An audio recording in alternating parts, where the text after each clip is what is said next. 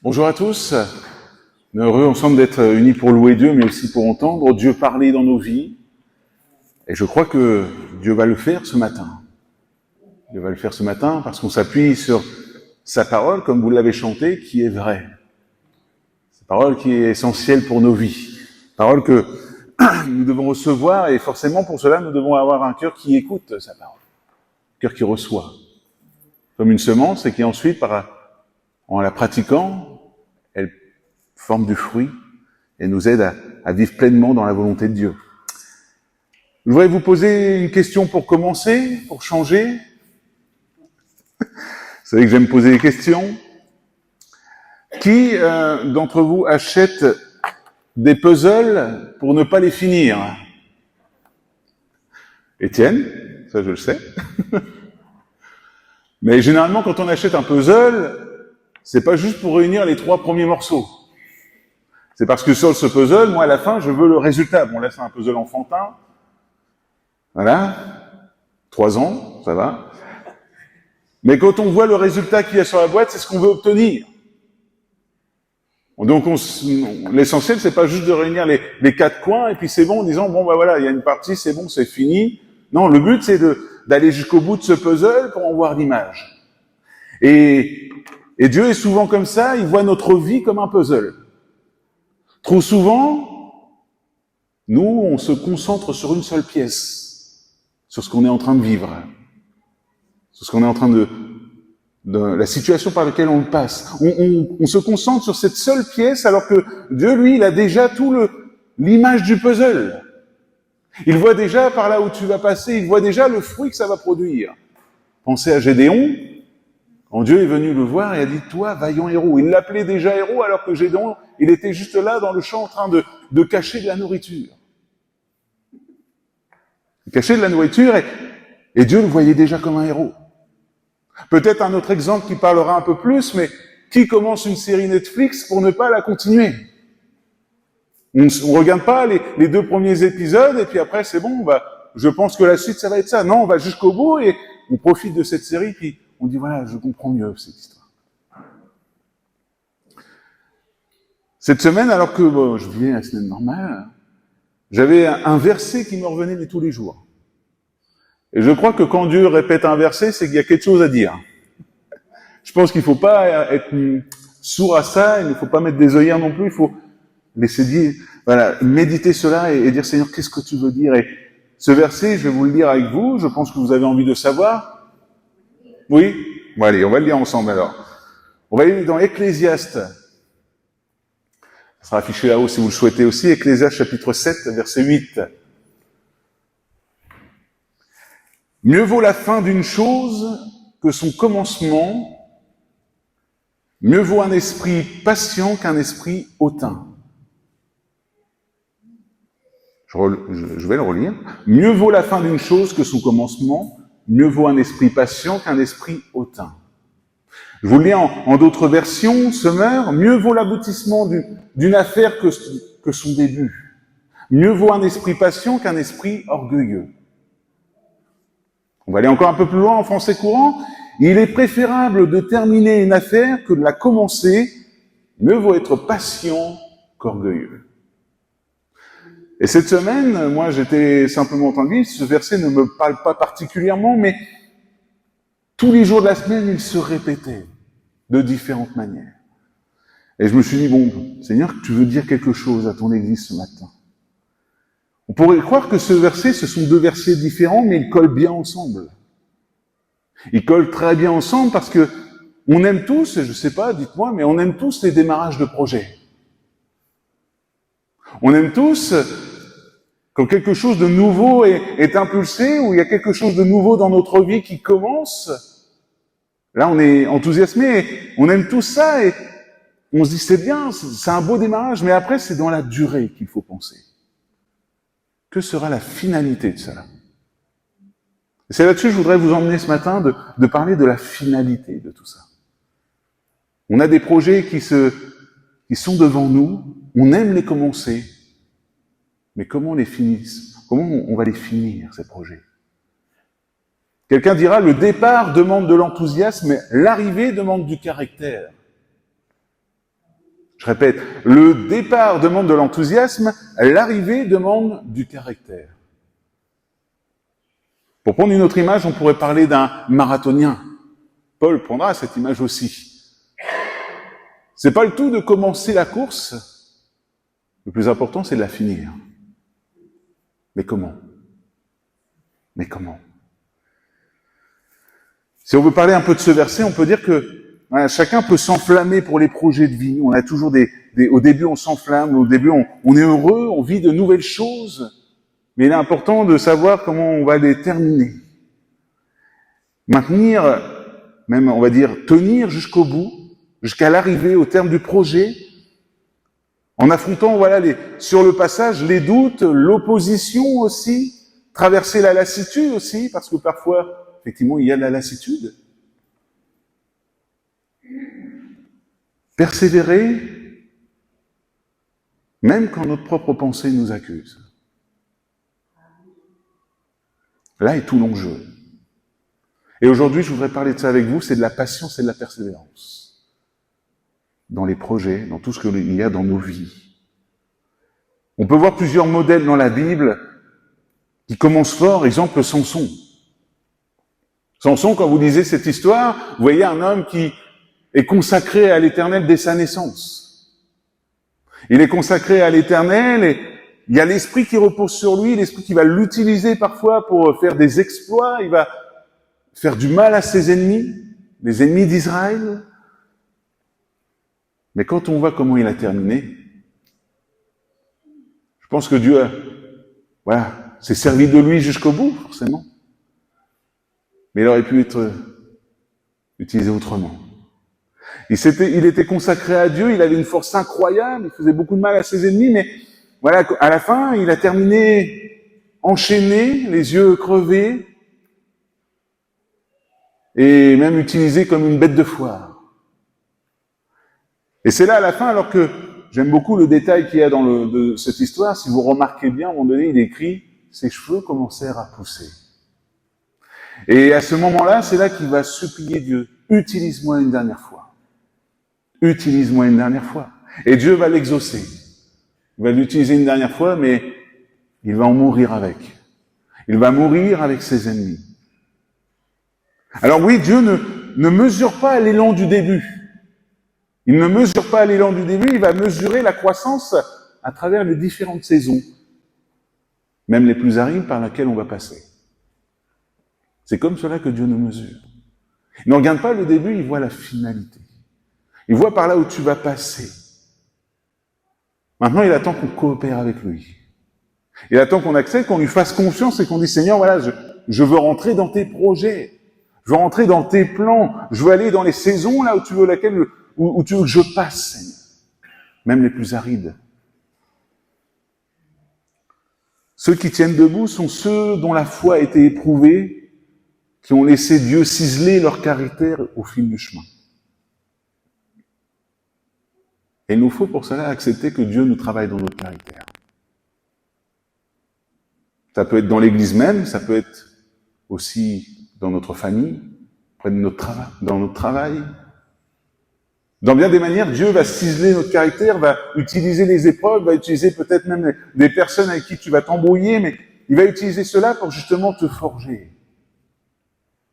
Il va te forger petit à petit. Mieux vaut la fin d'une chose que son commencement. En gros, ça veut dire « enfin arrivé » ce verset. Ce verset veut dire « enfin arrivé ». Seigneur, enfin, j'ai traversé toutes ces saisons. J'ai traversé toutes ces épreuves et je suis à l'arrivée. Enfin arrivé. Il est facile de commencer avec la passion. Il est plus difficile de finir avec la fidélité. Il est facile de commencer avec la passion, il est plus difficile de finir avec la fidélité. C'est ce que Dieu nous demande, c'est d'être des chrétiens fidèles. Fidèles dans notre marche intègre, mais qui tiennent jusqu'au bout. Jusqu'au bout.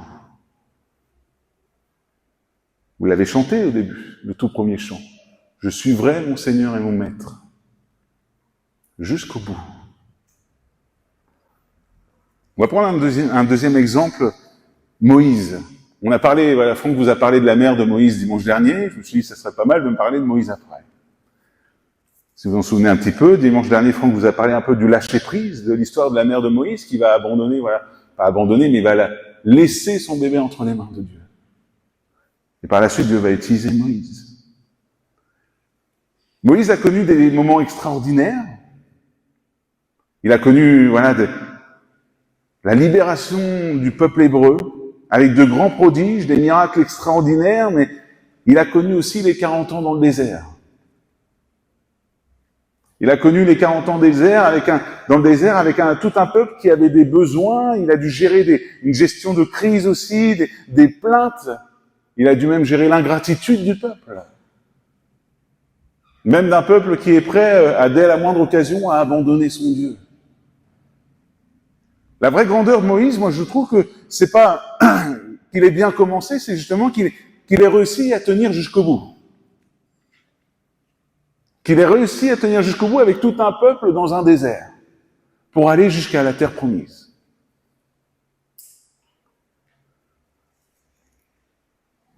J'ai lu cette phrase, « Les miracles ont fait connaître Moïse, les 40 ans dans le désert, les 40 ans de fidélité ont construit Moïse. »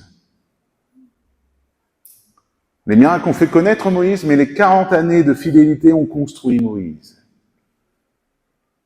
Aujourd'hui, peut-être que tu es en train de te dire, mais je passe par des moments qui sont durs, qui sont difficiles, je ne comprends pas, et parfois on pourrait même tomber, je vais aller aussi sur ce terrain, mais de l'évangile de prospérité.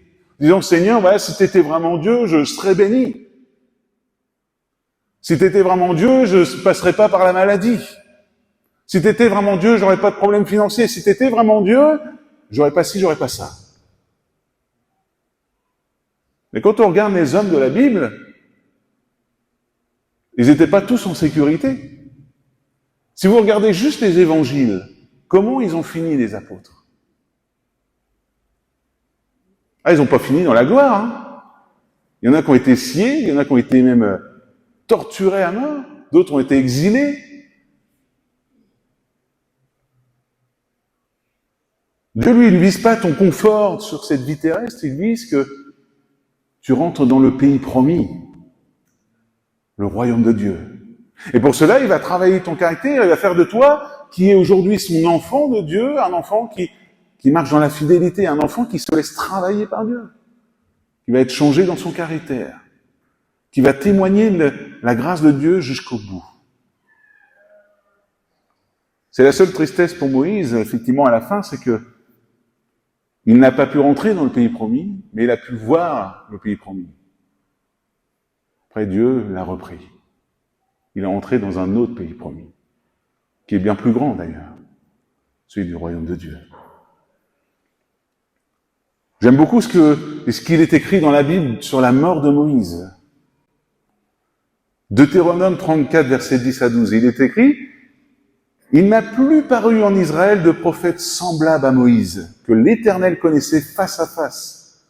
Nul ne peut lui être comparé pour tous les signes et les miracles que Dieu l'envoya faire au pays d'Égypte contre Pharaon, contre ses serviteurs et contre tout son pays, et pour tous les prodiges de terreur que Moïse a accomplis à main forte,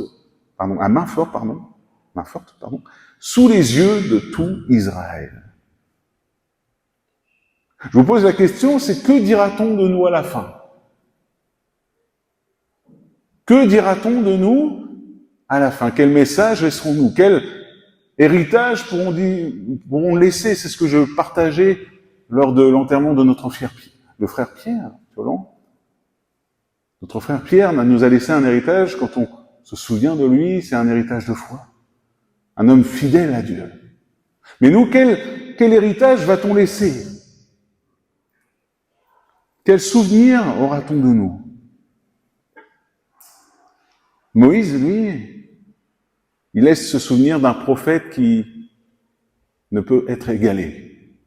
Vous voyez Dieu face à face. Il a accompli des miracles que personne ne pourrait accomplir. Par Dieu, bien sûr, mais Dieu l'a utilisé puissamment. Et surtout, il a été patient et persévérant, jusqu'au bout. tenant un peuple qui était prêt à s'éloigner de Dieu à la moindre occasion, persévérant dans la prière pour ce peuple afin qu'il ne soit pas détruit, patient vers un peuple qui se plaignait tout le temps, qui oubliait vite son Dieu.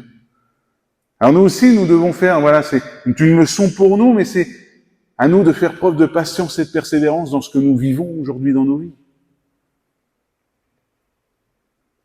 Mieux vaut la fin d'une chose que son commencement. Mieux vaut un esprit patient qu'un esprit hautain. La patience et la persévérance va être la clé pour vous, dans ce que vous traversez, même pour les projets qui commencent face à vous.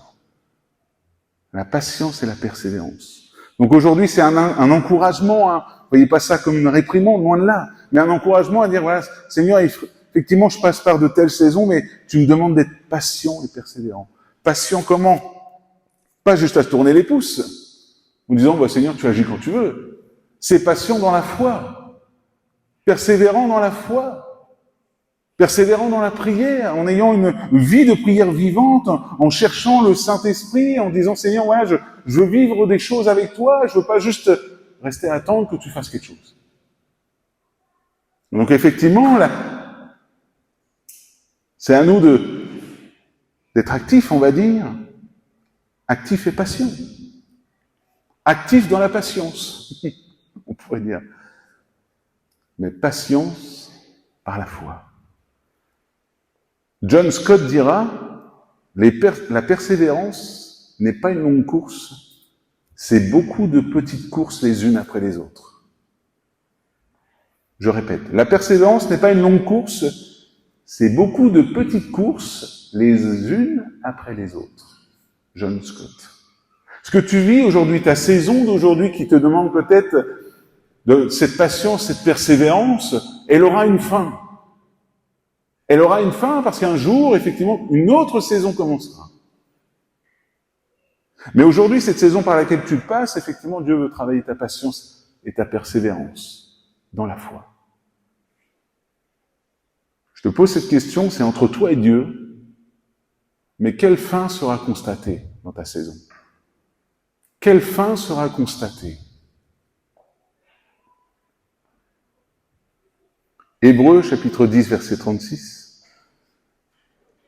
Car vous avez besoin de persévérance, afin qu'après avoir accompli la volonté de Dieu, vous obteniez ce qui vous est promis. Peut-être qu'aujourd'hui, tu as reçu une promesse de Dieu dans ta vie. Tu as reçu peut-être une parole de Dieu dans ta vie. Cette parole te dit simplement, tu as besoin de persévérance, dans la foi et de patience. Dieu l'accomplira en son temps, quand ça sera la bonne saison. On va prendre une autre image que Jacques nous donne au chapitre 5, versets 7 à 8. Soyez donc patients, frères, jusqu'à l'avènement du Seigneur. Voici, le laboureur attend le précieux fruit de la terre, prenant patience à son égard, jusqu'à ce qu'il ait reçu les pluies de la première et de l'arrière-saison. Vous aussi soyez patients, affermissez vos cœurs, car l'avènement du Seigneur est proche. Là, il est parlé du retour de Jésus, en tant que chrétien. Mais j'aime cette image du cultivateur qu'il va donner. Le cultivateur qui, lui, va travailler le terrain, il va semer, il va arroser, et que doit-il faire après? Normalement, vous le savez, vous habitez en Normandie. Que va-t-il faire après?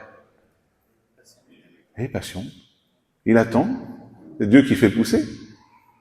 Aujourd'hui, ils mettent des produits, hein, mais ça, c'est une autre discussion.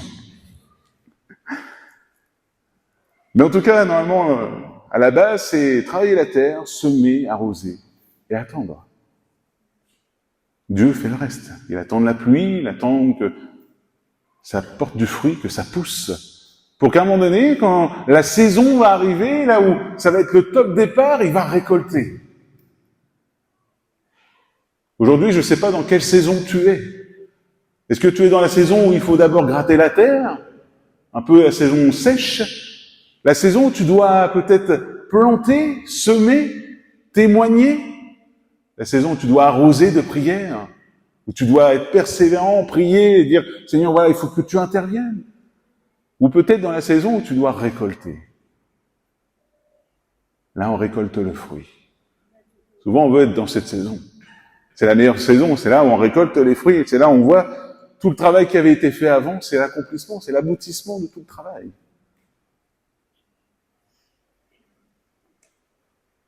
Maintenant c'est à toi, je te laisse dans ta réflexion là ce matin, et de voir dans quelle saison es-tu aujourd'hui.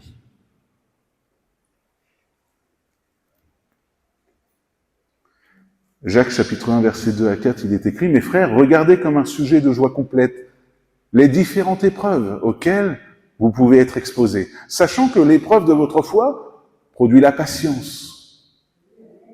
Mais il faut que la patience accomplisse parfaitement son œuvre, afin que vous soyez parfaits et accomplis, sans faillir en rien. » Hier, je parlais avec l'équipe d'animateurs du camp de Livry, et je partageais sur la tour de Babel. Je partageais simplement qu'ils avaient une vision commune, bref, je parlais la même langue, ils avaient un projet ensemble, et à un moment donné, Dieu va arrêter ce projet. Et parfois, je disais, Dieu permet qu'il y ait des portes dans nos vies, qu'il ferme des portes. Il permet qu'il arrête le projet d'un coup. Et je leur disais, mais gloire à Dieu pour ça. Gloire à Dieu parce que quand il ferme une porte, c'est que Dieu ouvre une meilleure porte. Et parfois, oui, effectivement, nous traversons diverses épreuves, vous le savez, on vous l'a déjà dit, mais des épreuves qui sont difficiles, des épreuves auxquelles vous êtes exposés, comme le disait Jacques, et pourtant Jacques nous encourage à être joyeux, parce qu'il sait une chose, c'est que ces épreuves produisent quelque chose en nous. Elles produisent quelque chose dans notre caractère. Elles changent quelque chose qui doit être changé, qui ne doit pas rester. Mais est-ce qu'on est enseignable là-dessus? Est-ce qu'on se laisse enseigner? Est-ce qu'on écoute encore la voix de Dieu? Là est la question. Est-ce qu'aujourd'hui tu endurcis ton cœur et que tu refuses d'écouter Dieu? Ou est-ce que tu dis, Seigneur, voilà, peut-être qu'il y a quelque chose à changer chez moi? Peut-être qu'il y a quelque chose à faire. Alors enseigne-moi, Seigneur. Parle à mon cœur, Seigneur. Ces deux clés pour toi ce matin, retiens bien, c'est la patience et la persévérance qui seront le moteur de ta réussite. Quelqu'un dira un jour, le meilleur remède pour tous les problèmes qui nous dépassent, c'est la patience. C'est la patience. Alors la question, c'est pas comment tu as commencé. La question, c'est comment finiras-tu cette saison par laquelle tu es aujourd'hui? Comment finiras-tu? Alors aujourd'hui, je peux prier avec vous que Seigneur, donne-nous la patience, mais vite. Seigneur, donne-nous cette patience, donne-nous cette persévérance. Dans ces temps où nous sommes en train de vivre, ces saisons par lesquelles on traverse, Seigneur, aide-moi à ne pas me montrer impatient, mais à te laisser agir quand il le faut. Continue de parler à mon cœur. Ferme des portes quand il le faut. Ça, faut accepter, hein, parce que des fois, on peut enfoncer des portes que Dieu nous a fermées. Ferme des portes quand il le faut, Seigneur. Pour terminer ensemble, si vous devez retenir qu'une seule chose de cette prédication, retenez cette phrase, je vous l'ai dit. La patience te fait tenir, la persévérance te fait avancer, et Dieu se glorifie dans celui qui va jusqu'au bout. Je répète, la patience te fait tenir, la persévérance te fait avancer, et Dieu se glorifie dans celui qui va jusqu'au bout. Vous êtes d'accord avec ça? Non? Je change de prédication, j'en fais une deuxième? La patience te fait tenir, la persévérance te fait avancer, et Dieu se glorifie dans celui qui va jusqu'au bout. Alors aujourd'hui, on est appelé à aller jusqu'au bout, en grandissant dans la patience et la persévérance. Qu'importe la saison qui est en face de toi, qu'importe ce nouveau projet qui commence, Dieu t'appelle à être patient, persévérant, et à compter sur lui par la foi. Amen, on prie ensemble. Père éternel, merci de parler à nos cœurs. Merci de nous aider à aller plus loin avec toi, Jésus. Et je crois, Seigneur, effectivement, que par ta parole, aujourd'hui, tu nous demandes de grandir dans la patience et la persévérance. Mieux vaut la fin d'une chose que son commencement, comme tu le dis dans ta parole. Parce que le plus important, c'est que tu sois avec nous à la fin, Jésus. C'est que qu'importe la saison où nous sommes aujourd'hui, qu'on puisse tenir bon et être fidèles tous les jours. Que l'on puisse terminer en disant, voilà, j'ai combattu le bon combat, j'ai gardé la foi. Seigneur, je te remets mes frères et sœurs ici, entre tes mains, merci de les bénir, et peut-être quelqu'un qui est impatient aujourd'hui, et peut-être en train de se poser cette question, de dire, mais que fais-tu, Seigneur? Je crois que tu es en train de lui parler ce matin. Que tu es en train de lui dire qu'il faut qu'il attende, et qu'il persévère dans la foi. Alors Père éternel, merci Seigneur pour ta parole. Merci de nous aider à vivre cette parole. Merci de nous aider à changer dans notre caractère, dans ce qu'on est aujourd'hui, pour qu'on puisse devenir meilleur, semblable à toi, Jésus. Dans le nom puissant de Jésus, à toi seul la gloire. Merci encore pour cette matinée, Père. Amen.